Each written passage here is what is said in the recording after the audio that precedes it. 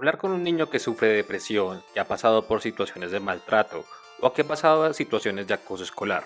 Muchas veces todo ello son unas situaciones de un reto en la parte terapéutica. Hoy, en nuestro podcast hablaremos de los cuentos y metáforas en el uso terapéutico. Bienvenidos.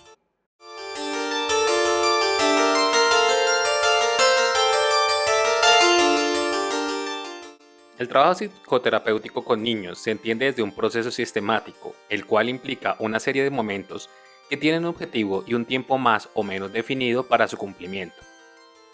Se inicia con entrevistas preliminares y luego se avanza hacia la elaboración de un diagnóstico y un momento que implica la aplicación de pruebas psicológicas y la utilización del juego infantil. Terminado ese momento, se realiza la entrevista de evolución, y en este contexto es cuando las metáforas se presentan con la función de esclarecer al niño cuál es su conflicto del inconsciente. En la entrevista inicial, tiene como propósito cuál es el motivo de consulta de aquellos que acuden al proceso psicoterapéutico como participantes directos o indirectos del mismo. El terapeuta debe conocer cuáles son las expectativas que tienen los padres del niño o la institución educativa. El proceso psicoterapéutico debe comprenderse como un continuo flexible y en ese sentido la entrevista inicial debe pensarse como un tiempo que debe cumplir un objetivo, que es el resultado del conflicto que ha generado la motivación para solicitar la consulta. Esto quiere decir que se puede pensar en varias sesiones de entrevista inicial hasta que cumpla el objetivo propuesto, que es el conocimiento exhaustivo del niño, su motivo de consulta, el de sus padres, la historia familiar, personal, social y escolar, hasta lograr la comprensión de la dinámica de la psicológica del paciente. El proceso de evaluación y psicodiagnóstico. El proceso de evaluación no se puede entender como un momento claro de corte que hace distinción de lo que otros que momento componen el proceso psicoterapéutico, ya que desde la entrevista inicial el terapeuta se encuentra evaluando al paciente y su situación conflictiva. Sin embargo, el acto de evaluación toma todo su lugar e importancia y luego de la finalización de las primeras entrevistas. Por lo general, se inicia con una hora de juego diagnóstico y se continúa con la aplicación de pruebas proyectivas y otros instrumentos psicométricos pertinentes para la evaluación del paciente y su contexto vincular. La finalización del proceso de evaluación culmina con el psicodiagnóstico y la devolución de la información del paciente. Este diagnóstico es una descripción dinámica de la problemática del paciente a nivel intrapsíquico, relacionado y cognitivo, desde las variables biológicas y psicosociales. Esta información requiere de un lenguaje que sea comprensible al paciente y a sus familiares durante el proceso de devolución. Ahora bien, vamos a hablar de la entrevista de la devolución. Ocampo define la entrevista de evolución como lo siguiente: la comunicación verbal discriminada y dosificada que el psicólogo hace al paciente, a sus padres y a su grupo familiar de los resultados obtenidos en la evaluación psicodiagnóstica, observando al mismo tiempo la respuesta verbal y preverbal de sus pacientes y padres. Como una comunicación verbal discriminada y dosificada, la entrevista de evolución implica también un acto de prudencia y respeto frente al paciente. Es un acto mediante el cual se le da a reconocer su problemática, teniendo en cuenta las herramientas yoicas para poder soportar la información que mediante el vínculo transferencial permita ser consciente los elementos del inconsciente de sí mismo. La entrevista de evolución permite al yo del paciente ampliar un umbral sobre su conflicto, tanto de sus aspectos inconscientes como relacionados que se han convertido en factores predisponentes y precipitantes de sí mismo. Continuando con Ocampo, agrega lo siguiente: la entrevista de evolución genera una serie de efectos psicológicos en el niño que permiten pensarla como un elemento esencial para el proceso psicoterapéutico.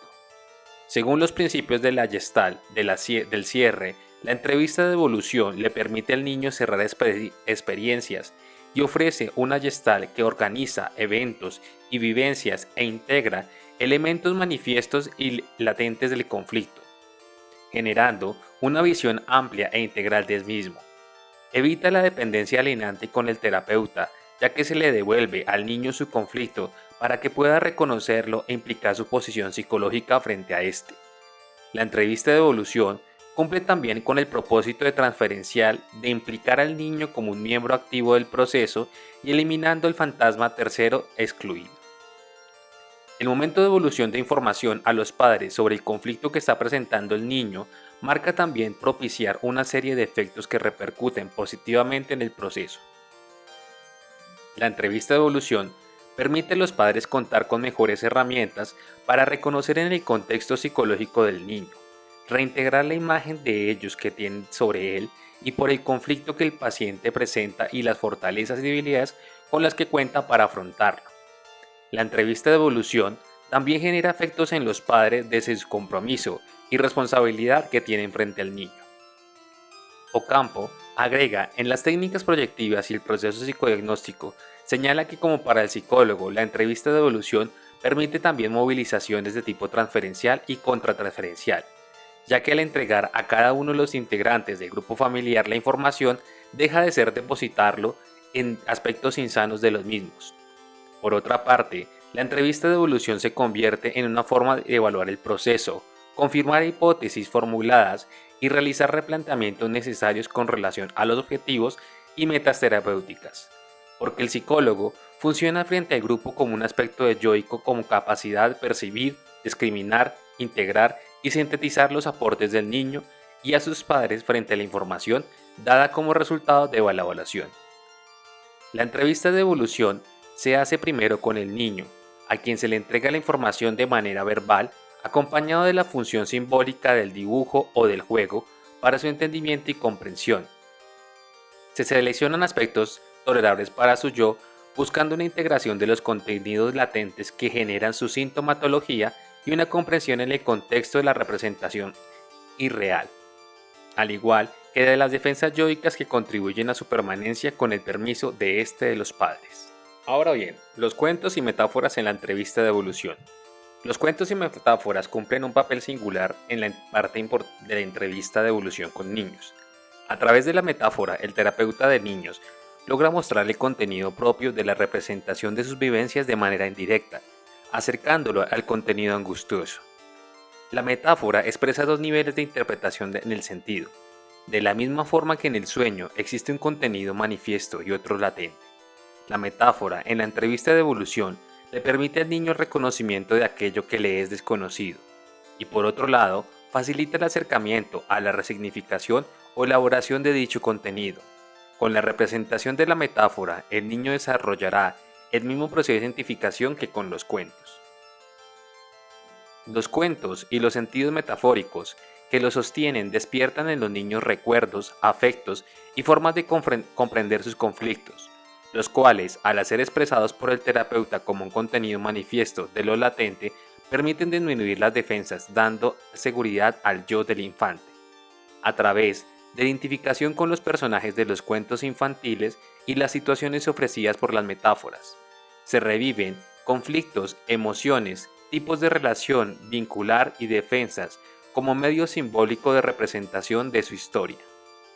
En el proceso terapéutico con niños, la metáfora y el cuento pueden cumplir un papel de importancia como una herramienta que genera vivencias, significaciones y resignificaciones para el pequeño paciente. Tal como se ha expresado, estas formas narrativas propician en el niño mecanismos identificatorios con los personajes y sus vivencias con la seguridad de que el relato trata de lo que a otro le sucede, pero que se parece tanto de lo que me ocurre a mí. Su lenguaje es implícito, atravesado por significados manifiestos, latentes, propician en el infante movilizaciones tanto conscientes como inconscientes que señalan el camino a la comprensión y superación de los conflictos intrapsíquico y relacionales. Los cuentos y los sentidos metafóricos que los sostienen despiertan en el niño recuerdos, afectos y forma de comprender sus conflictos, los cuales ahora están en el centro de la psicoterapia con la seguridad para el yo infante, de que estamos hablando de que otro ha vivido algo parecido a lo que el niño ha vivido, o la niña, mas no se hace una referencia directa de este. El cuento, además, le proporciona al niño otra forma de comprender su situación, ofreciéndole recursos al yo para darse cuenta de los aspectos inconscientes del conflicto, para visualizar los conflictos externos y nuevas vías para ubicarse frente a la realidad, tanto psíquica como externa.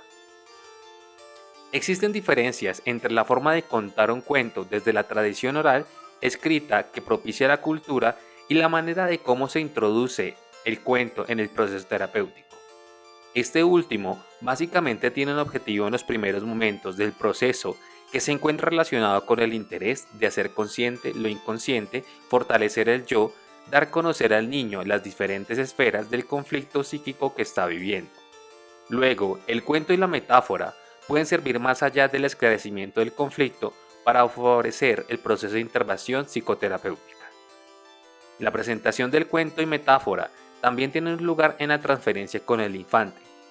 Estos medios narrativos implican el reconocimiento del lugar del niño, de su discurso, de sus herramientas, desde la infancia para dar cuenta de la realidad. El trabajo psicoterapéutico con niños implica adentrarse en la naturaleza del infantil, lo cual señala una prevalencia clara de la fantasía frente a la realidad, si se compara con la vida psíquica de un adulto. La infancia es el tiempo de juego y las creaciones imaginarias, y en la etapa en la que el placer y el goce del juego pueden tomar más peso que en la realidad y las responsabilidades. Por eso es que la psicoterapia con niños debe conciliar sus técnicas con la forma del discurso infantil, la presentación de las intervenciones, el contexto de las mismas y las herramientas que se utilizan en este proceso requieren de la creatividad, la imaginación y la fantasía propia de la infancia. Algunas consideraciones y limitantes de las metáforas en el contexto de la psicoterapia con los niños. La metáfora debe ser escogida de acuerdo con el objetivo que debe cumplir. La utilización indiscriminada de metáforas en el contexto psicoterapéutico puede ser perjudicar y alterar la consecuencia de las metas y objetivos terapéuticos. No siempre la metáfora tiene que ser el medio para realizar una adecuada devolución al paciente. De acuerdo con cada caso y las características del niño y su momento evolutivo, podrá ser más útil la utilización de títeres, actividades lúdicas e incluso la palabra que explica en forma más directa lo conflictivo. La utilización de la metáfora en la entrevista de evolución seguramente no conllevará a la eliminación del conflicto. Su utilidad básica es solo para el hecho consciente y de que las asociaciones propicien la elaboración. Es importante recordar que, luego de la evolución de la información, continúa el proceso de psicoterapia como tal, que a través de la transferencia y la interpretación del contenido inconsciente generará una posibilidad de cura para el paciente. La utilización de las metáforas en el trabajo con niños no puede ser algo mecánico. Tal como señaló en relación a lo que se implica en la entrevista de evolución, se caracteriza por una presentación de información dosificada. La metáfora se presentará en la medida que sea soportada por el yo del paciente, sin generar niveles desbordados de angustia que perjudiquen en un futuro la transferencia consolidada. Ahora bien, voy a darte un ejemplo de cómo se puede utilizar las metáforas. Esta metáfora la vamos a llamar el trencito. Su objetivo es devolver en forma de cuento la información obtenida en la evaluación del paciente cuando ésta se encuentra relacionada con puntos de fijación en las diferentes etapas del desarrollo, sea por faltantes de desarrollo, conflictos, interferencias, con lo cual se muestran las defensas frente a ello y los sujetos de amor. ¿Para qué población va? Para niños y niñas. El simbolismo que se va a utilizar. La maletica, que va a ser la representación pulsional y expresa la polaridad de los afectos. Las estaciones de tren, que representan los diferentes momentos del desarrollo evolutivo. El trencito de la vida, que hace referencia a sí mismo.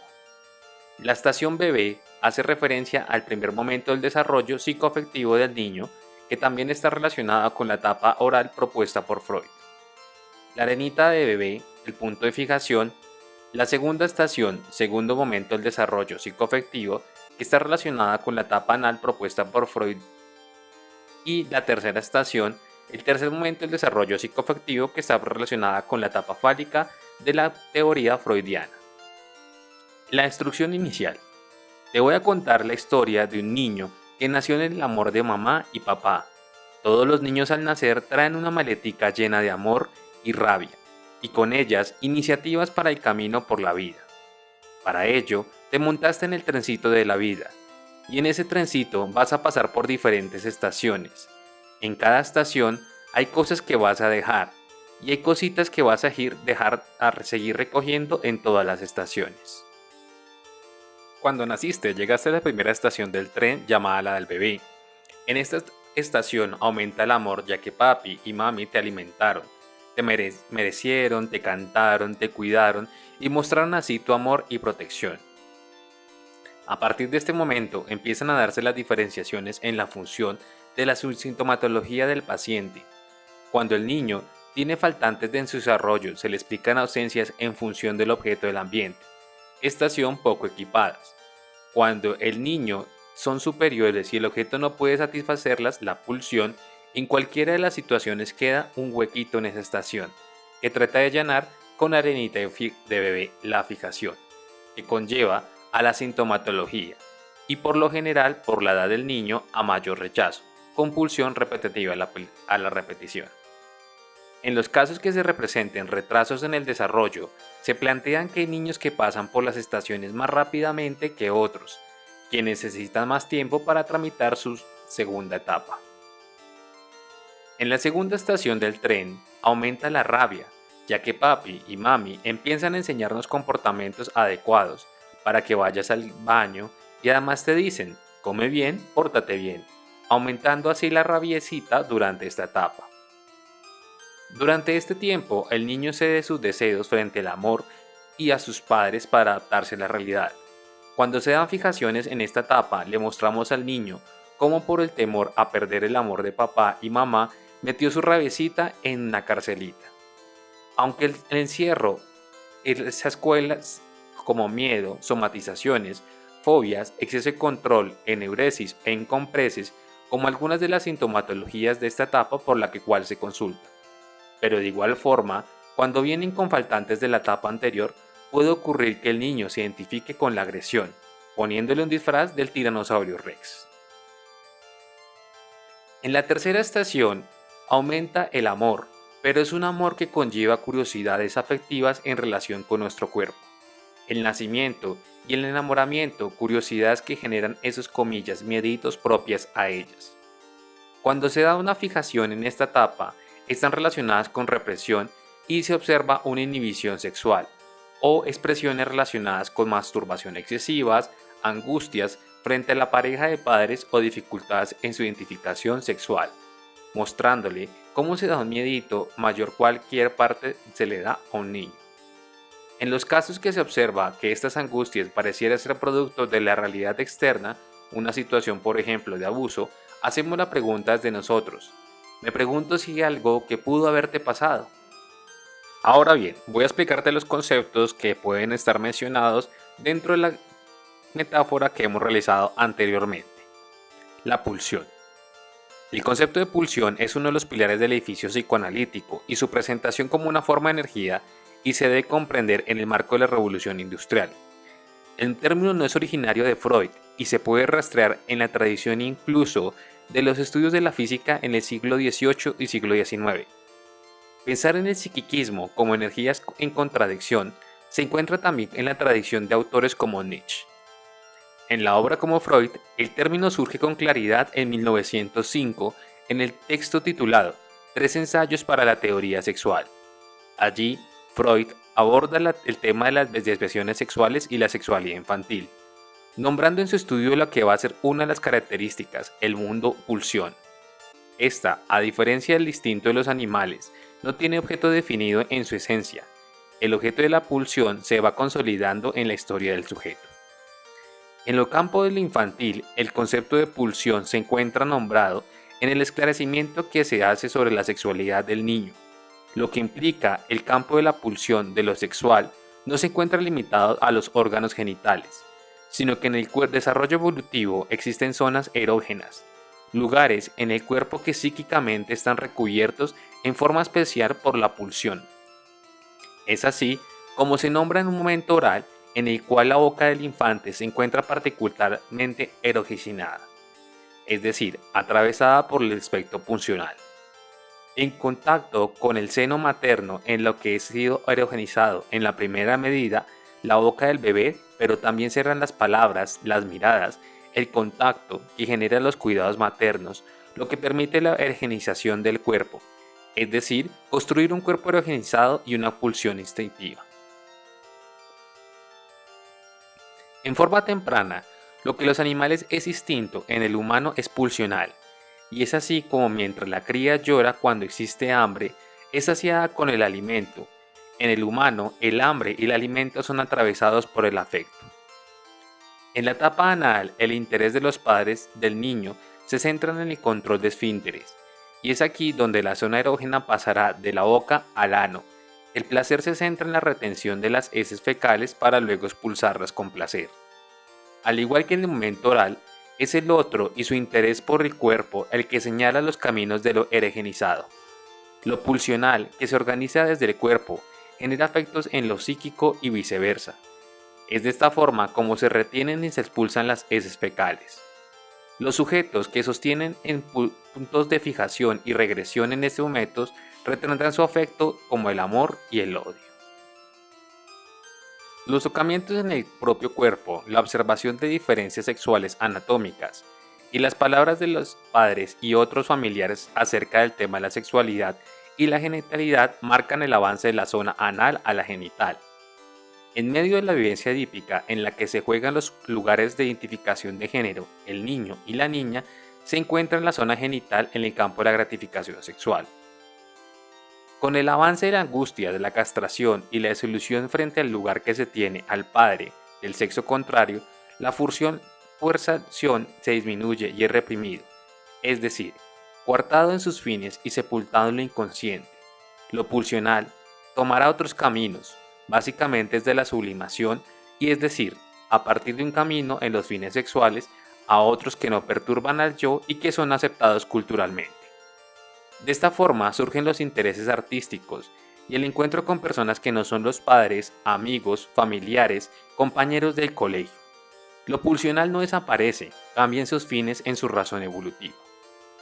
En la pubertad, debido a estos factores generados por los cambios en el cuerpo, se revive el interés por el tema genital, por las diferencias sexuales y el autoerotismo.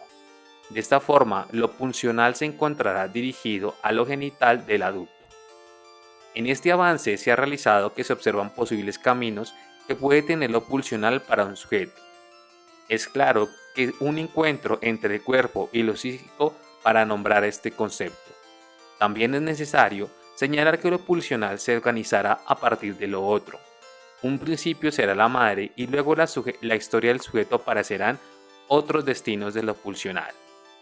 Hemos llegado al final de nuestro podcast. Te agradecemos que te hayas tomado todo el tiempo completo para escucharlo. No olvides dejar tus comentarios, preguntas e inquietudes que puedan surgirte frente al tema.